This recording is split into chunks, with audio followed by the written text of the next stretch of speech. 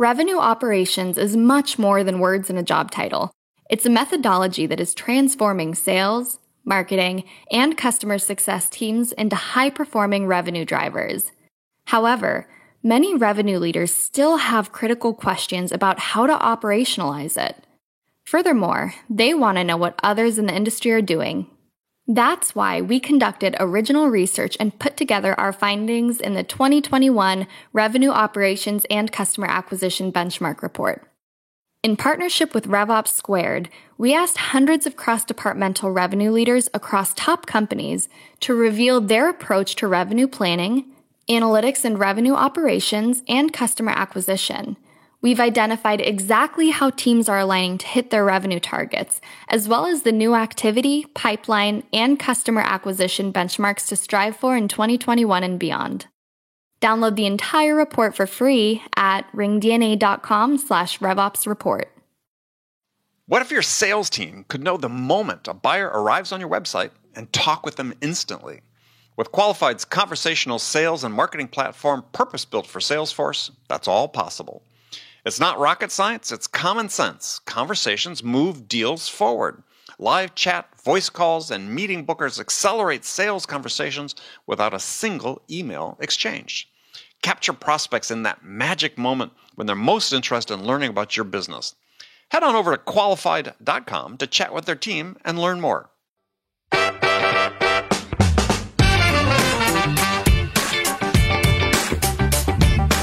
Usually it was a pretty good formula, and I started getting tips from the husbands who said, "Thank you so much. We normally have to go to 15 stores and there's tiers involved. And by the end of it, my wife doesn't even want to go to the beach." And I think when I ask people why they like sales, I hear similar stories, right? Where people really love what they do. They love figuring out that formula. They love solutioning. They love helping people, whether it's selling bathing suits or selling software.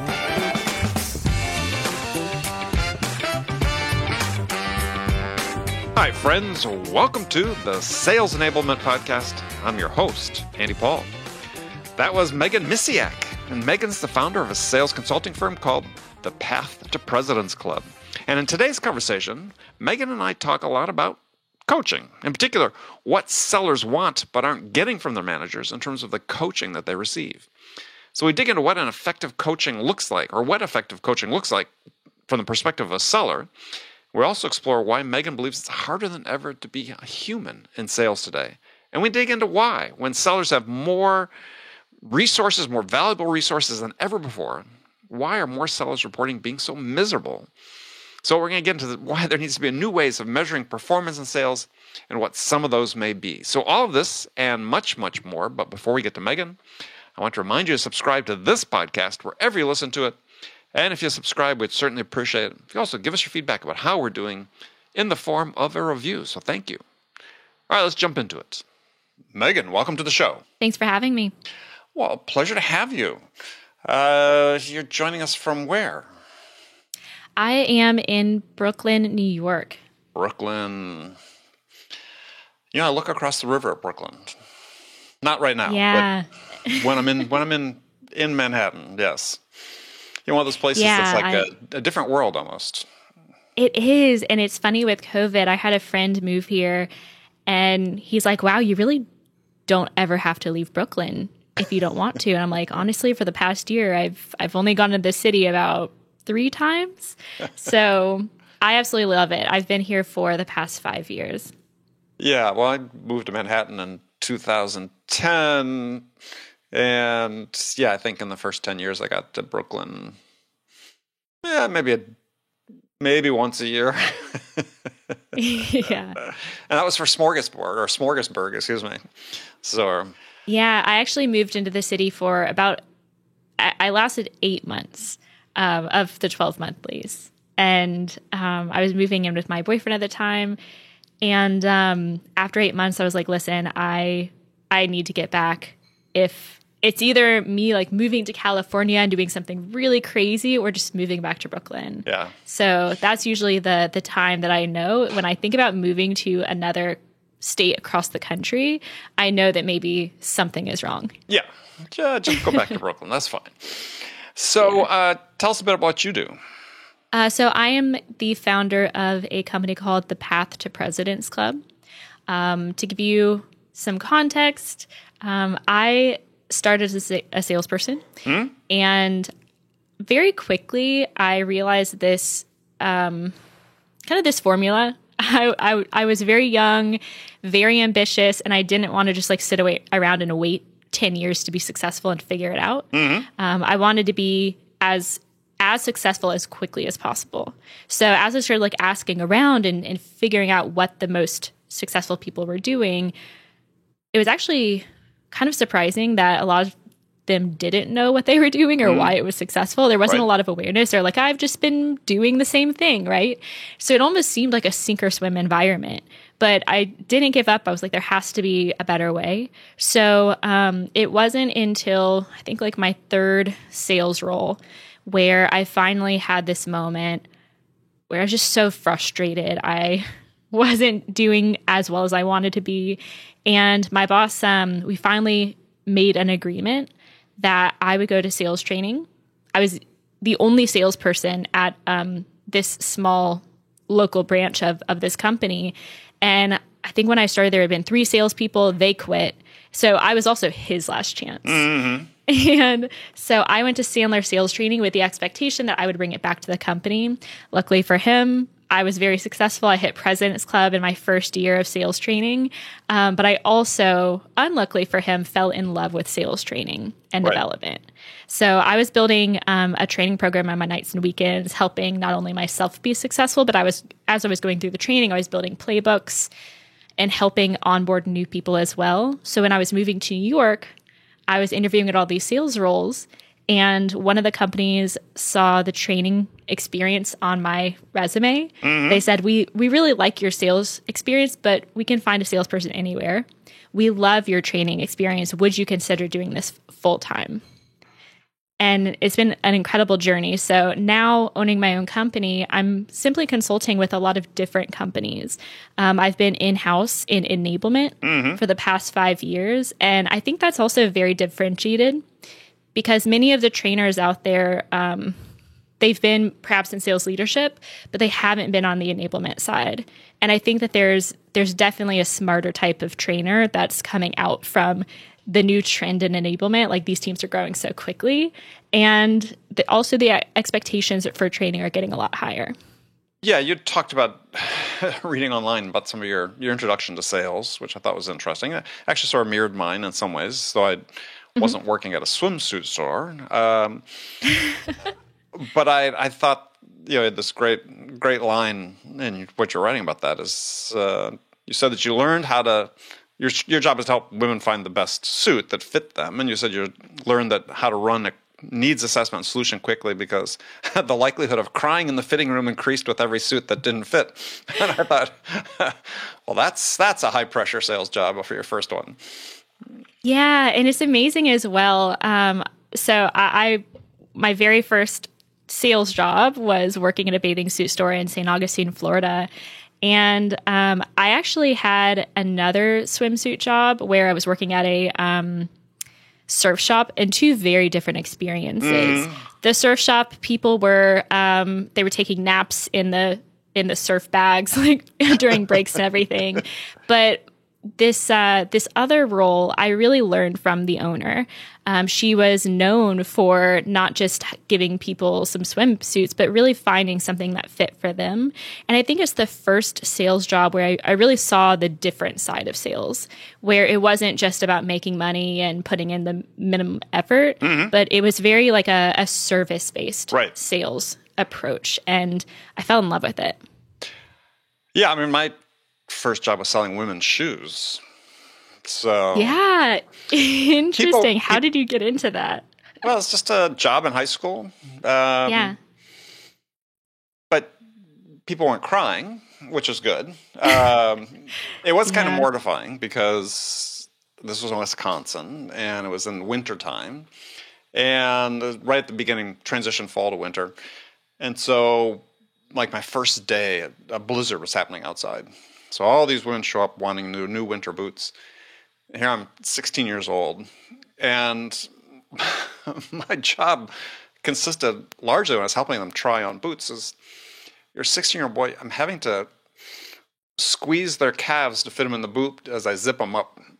I think a 16-year-old boy touching a strange woman's legs to help him fit in boots. Yeah, it was kind of mortifying. Yeah, it's funny too. I mean, I have so many stories from selling bathing suits where you're basically saying like, hey, let me just sneak in, let me help you, and it also, I mean, it's a great example of having to build a relationship of trust. Yeah. I know that it's funny when we throw these terms out like building relationships and trust and all these things in sales, and the actual stories behind them are so much more meaningful, right? Like I actually started getting tips at that job, which is really strange if you think about it. And a lot of times they weren't even from the wives, they were from the husbands. So if you think about, people coming from the Midwest, coming down to Florida, they're not usually in a bathing suit. They don't feel confident. They're basic, like in their minds, they're walking around in like very little clothing, right? And so it can be a very emotional experience. And I started as I was, again, really honing my solutioning, where I could typically find a suit for a woman in 6 bathing suits, and, giving her one or 2 suits, seeing how they fit, and then giving her, a couple of recommendations more based on every suit she tried on. Right. Usually it was a pretty good formula. And I started getting tips from the husbands who said, Megan, like, I have never seen my wife smile about a bathing suit. Yeah. Thank you so much. We normally have to go to 15 stores and there's tears involved. And by the end of it, they don't, my wife doesn't even want to go to the beach. Yeah. And I think that's when I ask people why they like sales, I hear similar stories, right? Where people really love what they do. They love figuring out, that formula. They love solutioning. They love helping people, whether it's selling bathing suits or selling software. Yeah. Well, I mean, a lesson I learned selling shoes is that, and I think this mirrors in sales, is that, we're trained how to measure feet, right? There's this Brannock foot measuring device that everyone in the world stepped on in a shoe store, and you measure it, and we're sort of taught in about 2 seconds how to measure feet. And sort of early on, especially in the first day and so on, it's like, if I measured a woman's foot and it was size 10, I'd say, okay, this is size 10. And I wanted to make sure I was providing great service, but we all know our feet are different sizes based on the types of shoes we're wearing. I'm an 11 in a running shoe, I'm a 9.5 in a dress shoe. And these women all knew that, right? So they'd come back and say, well, no, don't bring that in a 10, bring that. I said, but I'd sort of be insistent because I want to make sure I was doing a good job. Well, no, you measured a 10. And it's just like, you see this in sales so often, it's like, we've got one, I know the process. This is what the process says it has to be, right? And it's not in tune and aligned with what the buyer knows or what the buyer understands, what the buyer wants. And I learned that lesson very quickly within a few days. Yeah, and it's interesting as well because as we've been talking about our first sales roles, one thing we haven't talked about is even like what we've learned is not just how to hit our number, like how to hit a goal. It really is like how to interact with people, how to find things, like even learn from how to learn from our buyers, right? And I think that's one thing that a lot of times in software sales and SaaS sales in general, we don't focus on. I mean, I've worked in retail, I've worked at Michael Kors, and like that was definitely a little bit more results driven because we had holiday season and we had, every hour there was a goal. But even when we were hitting the goal in retail, it wasn't even about hitting the goal. There were competitions. People were helping each other.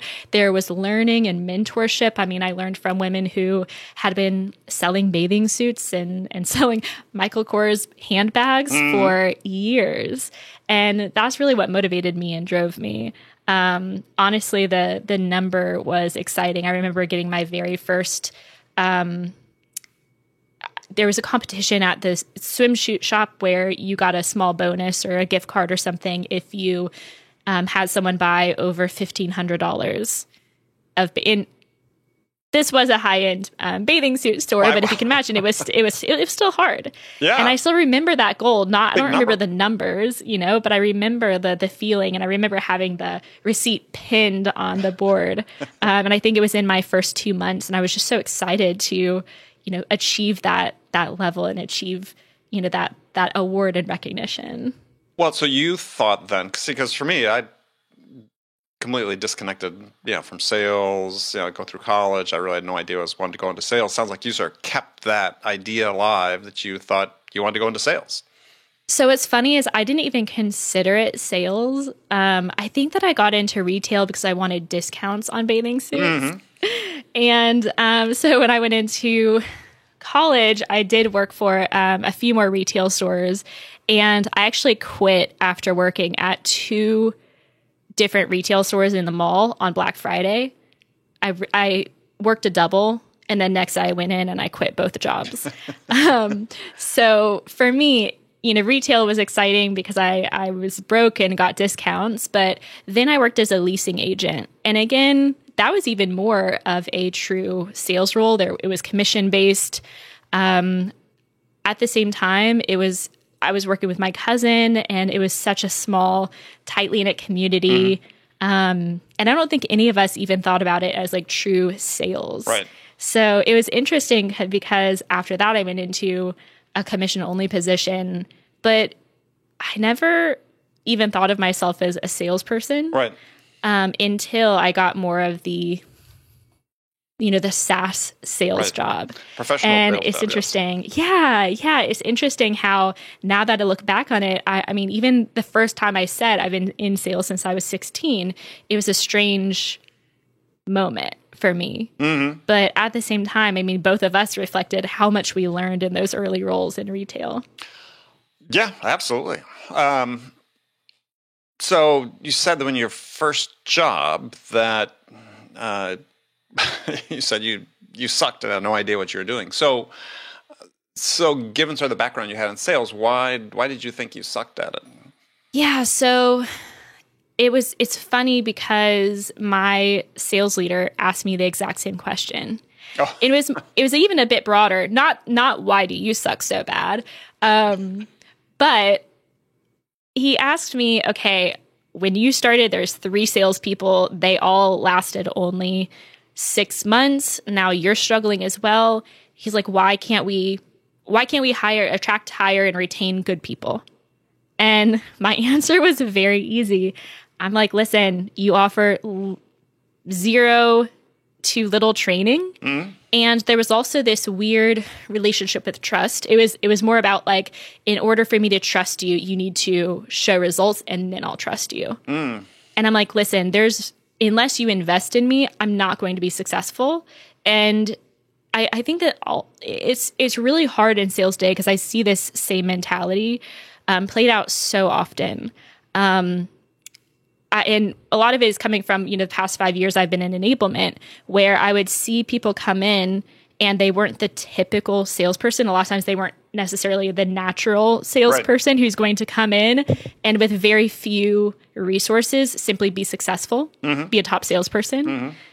That a lot of times was the exception. And yet I saw leadership saying very early on, like, this person's not going to be successful. We shouldn't spend that much time with them. They're not a cultural fit, X, Y, and Z. And over the last 5 years, it's really been my mission to turn that on its head and to say, let's just have a test, right? Let's make the assumption that everyone simply learns and develops differently. Shocking. Right? I mean, I can give an example as well. I had a lot of cohorts of BDRs that I would train. And I started using a career development and coaching framework where it was really just a very simple slide where I asked people, what's your personal mission statement? What are your goals? What are your strengths, your blockers? Right. What do you want to achieve? And it's funny because in the very same cohort, I had one person who stepped into a BDR role and said, I want to be an AE in a year. And that was very ambitious because we actually had a senior BDR role. So she had to go through essentially get 2 promotions in 1 year. We also had someone who was pretty green, fresh out of college. And he was like, listen, Meg, I am a little bit different. I have not had a professional, in quotations, have had a professional job. This is really new for me. Is it okay if I just say in the first 6 months, I want to figure it out? I want to feel comfortable and confident. And I think a lot of managers would have written that person off saying this person's not ambitious, not going to be successful, you know? Yeah. Well, yeah, they've got 90 days. Right, exactly. We're trying to fit everybody into this box and say, look, we're going to onboard in 90 days. And we'll make a judgment about you based on your ability in that 90 days. To your point, is completely unmindful of the fact that people have different learning curves and different rate of this is, I think, one of the things that I think is so short-sighted for many sales managers today and it's sometimes part of the culture, right? In certain companies, certainly in the SaaS world, is that, they're more concerned about the 90 days than whether they've got the right person in the slot. Yeah, and I think it really I've done so much thinking about this topic and like why my view is so different, and also my mother was in HR for companies like Target and Neiman Marcus. So I was having lessons in how to have difficult conversations since I was in middle school, with my sister. And even when I was going into sales, my first SaaS roles were in payroll and HR SaaS. And so for me, I also come from a strong background of really caring about the employee experience and developing people and growing people. My mom, I remember her bringing home her mentees, her friends. And even after 10 years, people like my mother would be visiting somewhere and we would go visit someone that she had mentored. And so for me, I think I've like inherently known the value of this. But in sales today, I think what I've had to reckon with is that sales leadership today is so focused on measurement versus development. Right. And it is like, okay, it's a sink or swim environment, right? Where if you don't succeed within 90 days, you're not going to be successful. And the thing is, that is so harmful, not only for organizations, but also for sales careers. Right? Imagine, Andy, if when we were going into sales, they were like, okay, if you're not successful in 90 days, you're out. I don't know if I would have been successful. No, I would have been out. Yeah. Yeah, absolutely.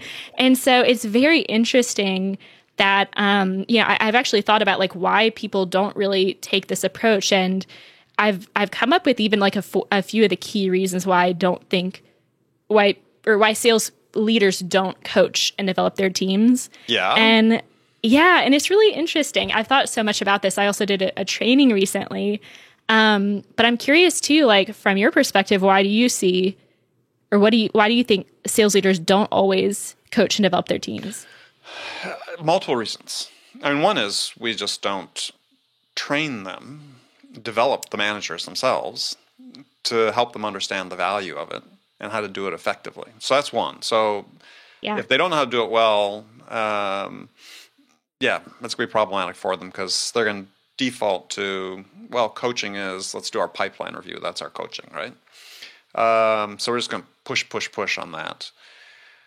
The second is a cultural thing. If it's not something that's valued or rewarded by senior management, then it's just not going to take place. So what we're seeing is that, I think you had sort of talked about this as well, and something you'd written is that it's more about the reporting than the development, right? And I had a conversation with a gentleman yesterday that was interviewing for the show who's had a great saying that from his boss. He was senior sales leader and spending a lot of time sort of putting together the forecasts and reports and so on. And his boss said, "Hey, your job's not to report the news. Your job is to make the news." And I thought, I love that so much. What a great saying, right? Wow. What a great saying. But that's the type of mindset that we need to have in sales managers because they think it's the opposite, right? The reason coaching is getting such short shrift oftentimes when you interview sales managers, well, I'm feeling pressure. I got to report on what's going on, right? We've got to keep that up because this is expectation from above me. Well, that's just broken all the way through. So anyway, those are a few of the reasons. Yeah, and my list is so similar. And it's interesting because I think that we also are in a very natural transition. I think we've been in the age of sales data for the last 5 to 10 years, right? As new technologies have come out, they've become more standardized. And also like our systems are talking to each other a lot more. But honestly, in the past 5 years, we've just had so much data. I mean, even RevOps teams becoming a really common and standard part of the leadership team. But I think now we're having to have the question of, okay, what do we do with this data? How do we actually leverage data to develop our teams versus just assess and diagnose, right? Right. Because we're basically just saying, okay, we know that our sales teams are really struggling in this area. And I think the next step, like we have our sales leaders just scrambling to figure out what they're going to tell the investors and the board, right? But there hasn't been a very strong focus on enablement and training in the past, or it's been more training versus coaching, which is very short-sighted. And yeah, training versus development, actually. And I think this exactly. This is, I think, is one of the shortfalls and this is not new. I mean, this is, gosh, this goes back decades. We can read Zig Ziglar and we'll talk about this. He said, if you help enough people get what's most important to them, then you can achieve what's most important to you. I'm paraphrasing. What's most important to you. Well, that's, as a sales manager, that's really, let's start there with your people. Make sure you understand what is the most important thing to those person that you're coaching, right? And then figure out how you can help them achieve that. If you start with that as a baseline, then build your coaching on top of that, then you have an opportunity to really help someone.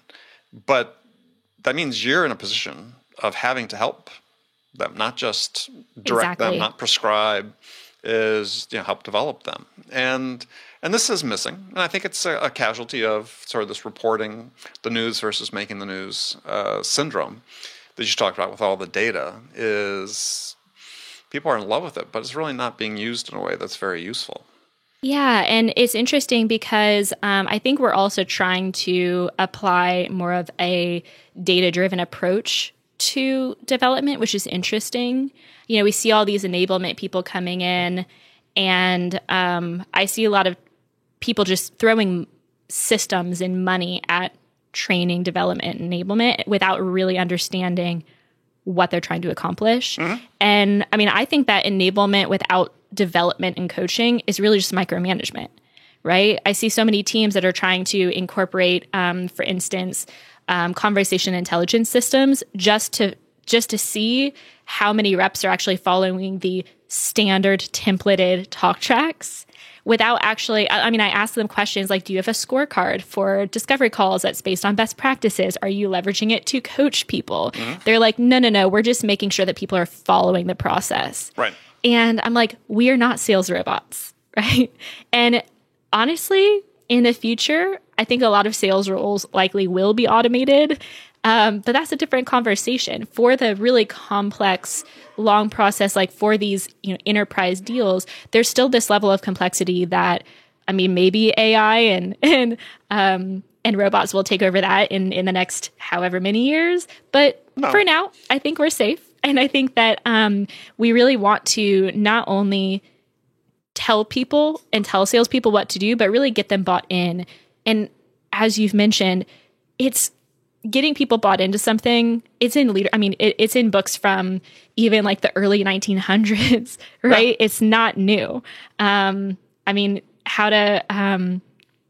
to win friends and influence people. There's so many incredible books that just focus on these core human principles that people simply want to have a purpose. They want to accomplish their goals. And I think that, again, we need to remember those basic human tenets in leadership as we're starting to go into this next phase of leveraging data for development.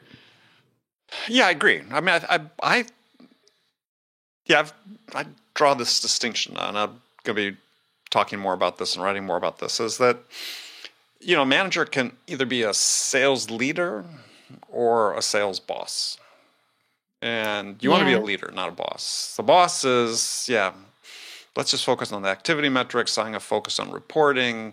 The leader is, as you said, somebody that inspires the people that work for them and that helps them achieve what they want to achieve in life, which is the path to success. It's always pretty much been thus, and I don't think it's going to change anytime soon. But this is sort of like a struggle for the soul of sales management, I think, these days, is which path are you going to go? Because you can certainly opt for the completely data-driven path, or you can opt for, so let's say, a data-informed path that incorporates the best uses and best practices to use data to actually make a difference, to move the needle, as opposed just to assess and measure. Yeah, but I think it goes back to my initial question for you, which was, what are those main reasons why people don't train and develop their teams? And I came up with a very similar list as I was doing this assessment. I think the first is prioritization. Mm-hmm. People, I hear every day from sales managers, I don't have the time to do coaching or these exercises, et cetera. I have to, it's funny too, because the most common thing is I have to hit my number, I have to hit my goals. And what I see in sales leadership today is someone walks into the office one day, they're a top performer. They probably have demonstrated some leadership skills, like they're respected by the team. They probably have some peer reviews as a part of the interview process. And they might even be mentoring people. But it is a very different role to actually not only manage people, as you said, but to truly lead them. Right. And so what I see happening is the next day they walk in as a sales manager with a promotion, and they're given some new systems and things like that, but they really don't have the knowledge of how to develop their people. And I think that actually leads to kind of like the second one on my list is knowledge. Like they simply do not know how to do it. They may want to, but they have never been given training on what it takes to, to coach people, to develop them, to identify strengths, weaknesses, to actually align. And it's interesting because even these like general management trainings from HR, they're not built for sales. And sales leadership is really hard because, no other team in most organizations is as data-driven. And so I think that when we're developing programs for sales leadership, we need to actually address this. You can't just say, hey, here's general conversations or general management best practices, what a one-to-one looks like. Our one-to-ones are going to be completely different. So I think we really need sales manager specific training. And look at training statistics. Most training, there's billions spent every year, and almost I think under 5% is typically for sales leaders. Yeah, well, that's certainly my contention. If I was in charge, so if I were king of the forest, I've seen a number $20 billion annually in sales training in the U.S. Let's just use that, whether that's correct or not. But order of magnitude is, 5% spent on sales managers, maybe. I think it's even less. Yeah, I would flip it. I would seriously, I would invest 90% of that dollars in sales managers, sales directors, sales vice presidents, CROs, because none of them have been trained, right? None of them have been trained about, let's look at this job. This job is a performance-based profession. And when I say none of them, take that with a grain of salt. We'll just say, we'll use that as an example, virtually none of them have ever received training in performance improvement. Managing people for improved performance. There's a science behind it. There are some companies now that, with founders that are coming out of sports science and sports psychology and have training in these things that are trying to apply it to sales and so on. That's what we need, right? Is we need this focus on, sales is a performance-based profession. How do we lead and coach and manage performance? And everybody's clueless up and down the chain. But so we put people in these positions and we assume they know this. And it's what it really works out to at the end is work harder, do more things. That's the version of performance management that exists largely in sales today.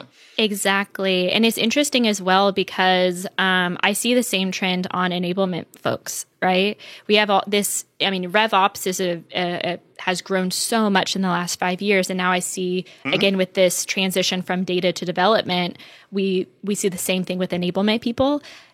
Except I see this interesting trend where a lot of enablement people are reaching out to me saying, hey, I want to get into enablement. I've seen you've done that same transition. Can you help me? And even people who are already in enablement roles that are saying, hey, I am in a very specialized role right now. I mean, even people from the top sales enablement tools, they're on enablement teams within those companies, and they're focused more on the data versus coaching. And what's interesting is that I think another scary trend I see is that development in data, it's not data-informed development, as you said earlier. There's data and results, and then development and coaching is seen as this other thing. It's seen as fluffy and separated because of that prioritization issue. Right. So it's interesting, and I'm not going to lie, I had to learn this for myself because I came from, payroll and HR where our entire the entire reason we did what we did was because we sold to HR managers who knew the value of it. Right. So it was a big lesson for me how to actually tie development to data and to results. Right. And I think the thing is it's actually a lot easier than it sounds. One thing that I did, I was actually compensated it was like 20% of my compensation was based on results and performance. And every quarter, I actually had to tie every training that I was doing to results. I mean, it's pretty simple when you actually think about it. I just did a training though, and I listed this goal out. I was like, hey, in order to solve the prioritization issues where people say, I don't have time for this, this is not a priority for me this quarter, simply map it to initiatives. And there was just complete silence. And I was like, okay, this is either really good or I'm a complete idiot. Right. And at the end of the training, I asked for people's takeaways, and they're like, I can't believe I haven't been mapping training to initiatives, until then. So even really thinking, for example, I used to do call reviews. I think this is a pretty standard practice, right? And especially now that we have so much conversation intelligence. But it's interesting too, because mapping training and development to initiatives, it shouldn't be that hard, right? But I think that one thing I see is that enablement people sometimes are more junior in their sales roles. And so they're not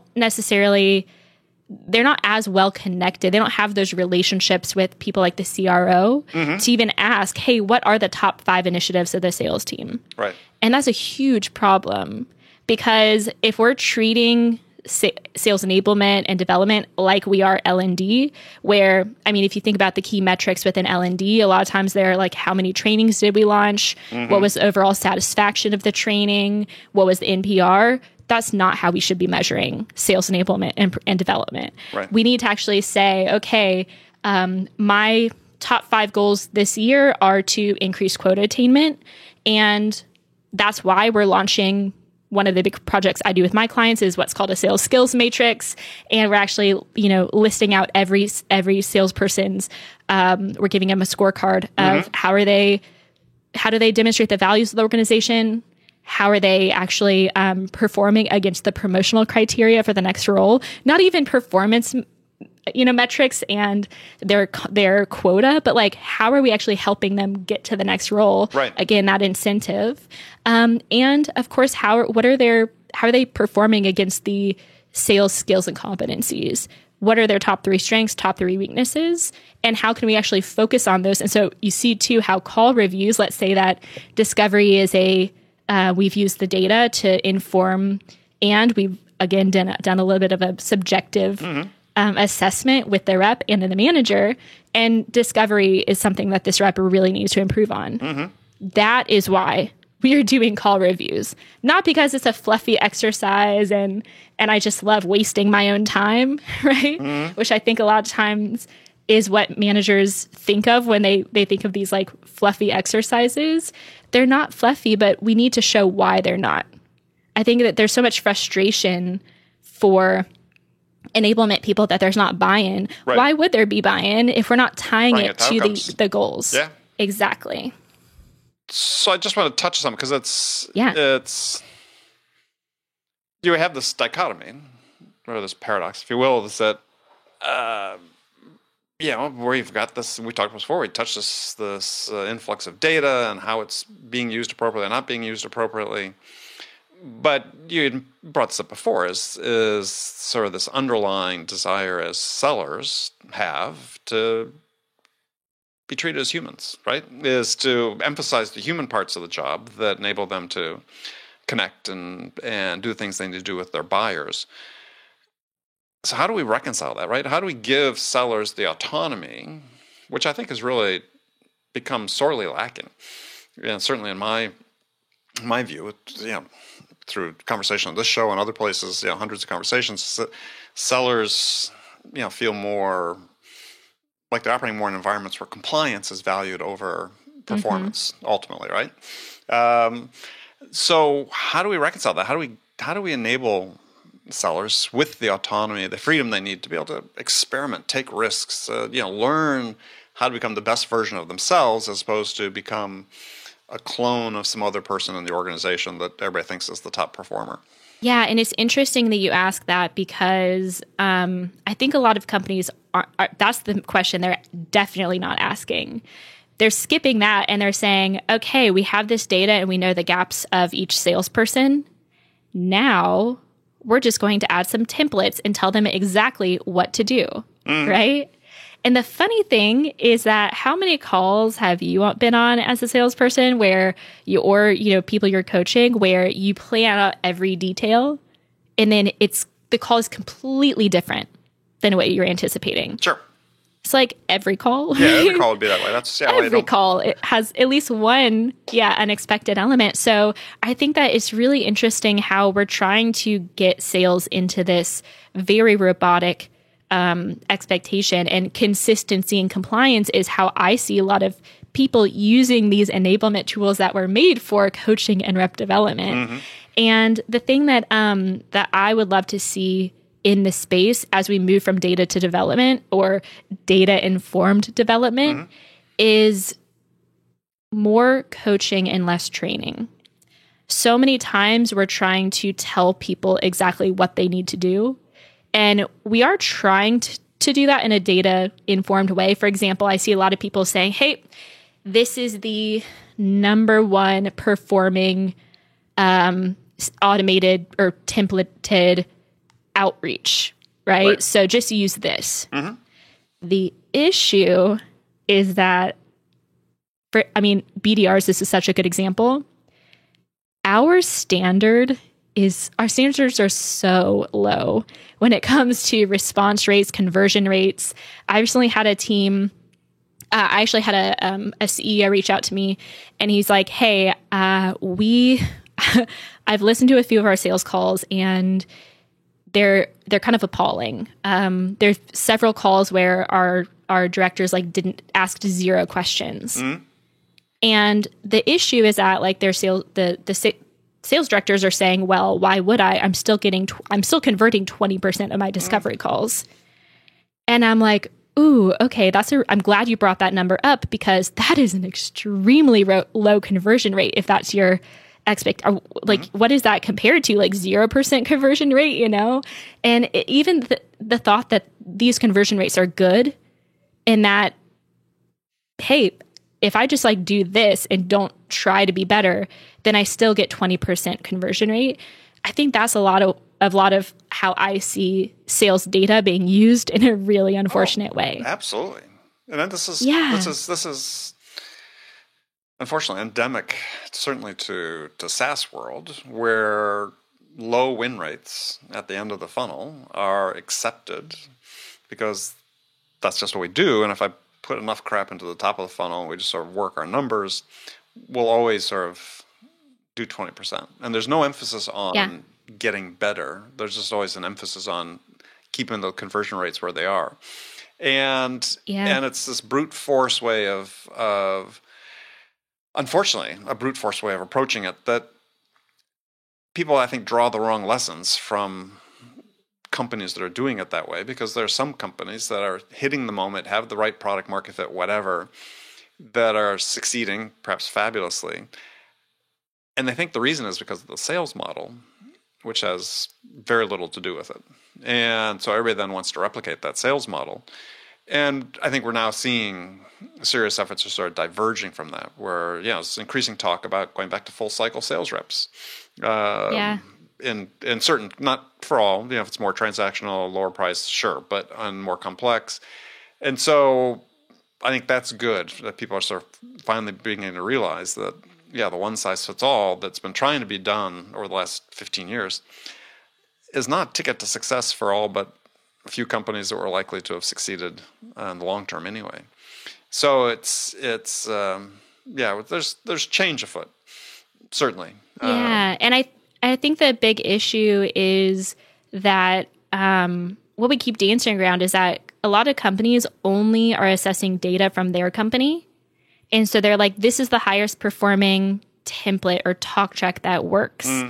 And they're not realizing that there's an entire network of companies out there. And there's so many different ways of selling. There's so many different strategies you can steal from, right? And so I think what this creates is this culture, like this fear of the unknown and a huge fear of failure. They're like, okay, why if it ain't fixed, don't broke it. That was not right at all, right? If it's not broken, why should we even try to fix it? And the issue with that is they don't realize it's broken because it's the top performing template or talk track or whatever it is within their company, but they don't realize that 20% metric on average in the industry, the conversion rates from discovery is typically 30 to 50%. So they think 20% is good because it's the highest at their company without realizing that it's very low. So I think that, it's very interesting how I think that a lot of companies that we need to really have this realization that, I come from a world of sociology. My degree is in sociology. And it's interesting because I've never really reflected on how sociology is all about measuring things that are not easy to measure. Right. And it's the same thing with coaching, training, and development, where we need to realize that measurement doesn't have to come in the form of pure sales data. For instance, one of the ways that I help teams measure their sales skills and competencies is simply assessing green, yellow, red for each competency. You do self-assessment from the rep, manager assessment, if you have enablement assessment of each rep, and see how that changes over time, right? It's not that hard to measure something, but people don't like it if it's not these, measurable data points. But we need to go beyond that and realize that not all of human behavior, and especially in development, is purely measurable. And we're going to have a very hard time transitioning over the next few years if we're only focusing on those hard numbers.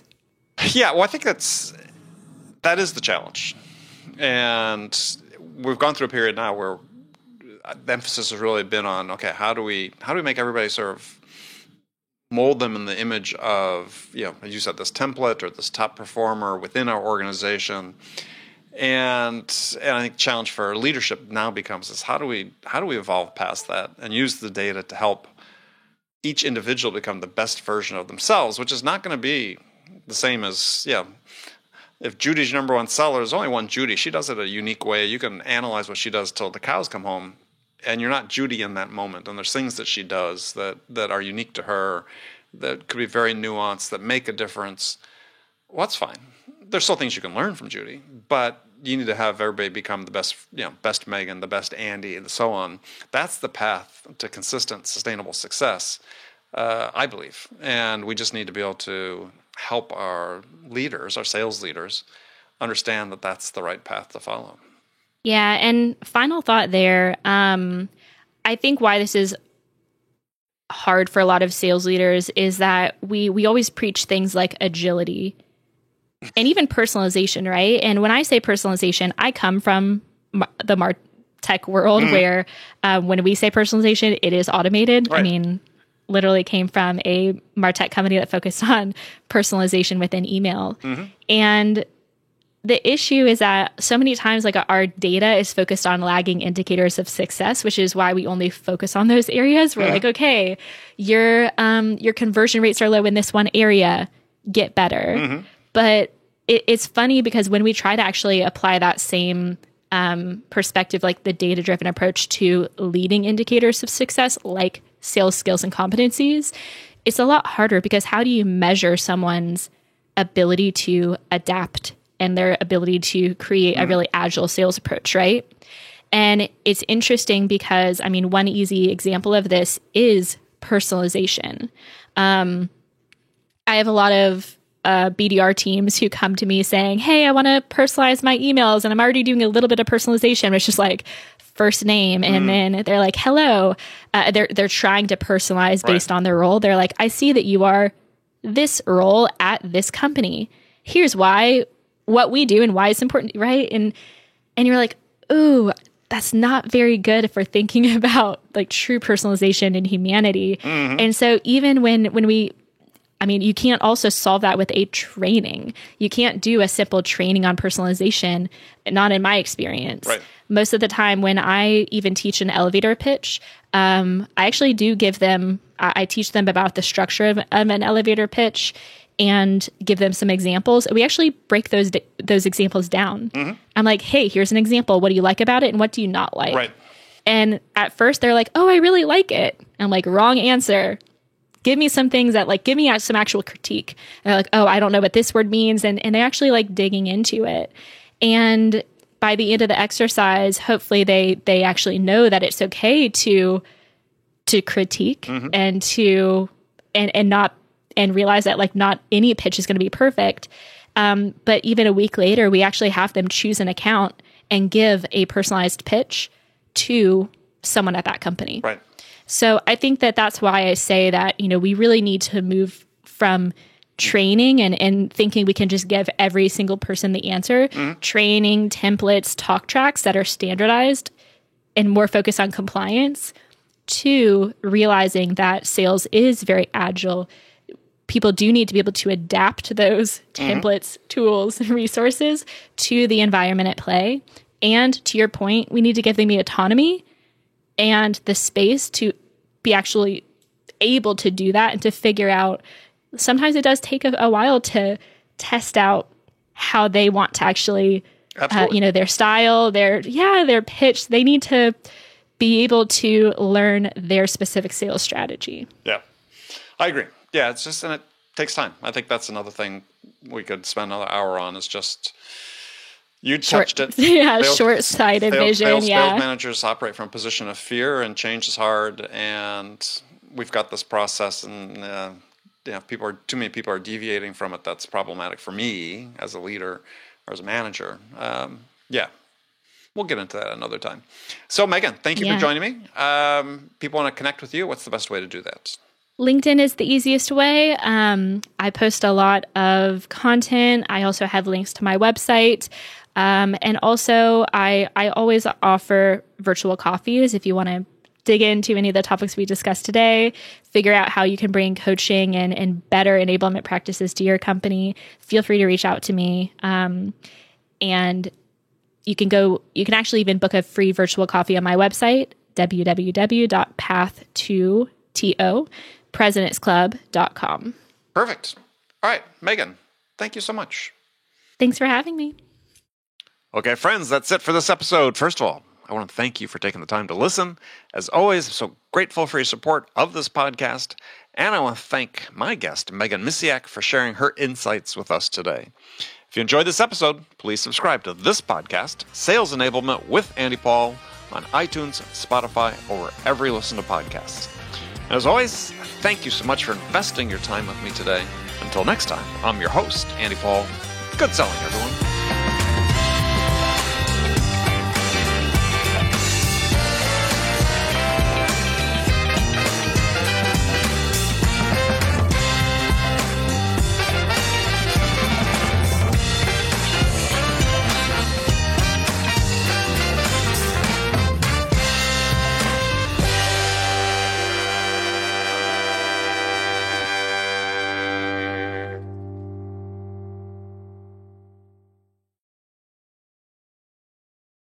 Hi, friends.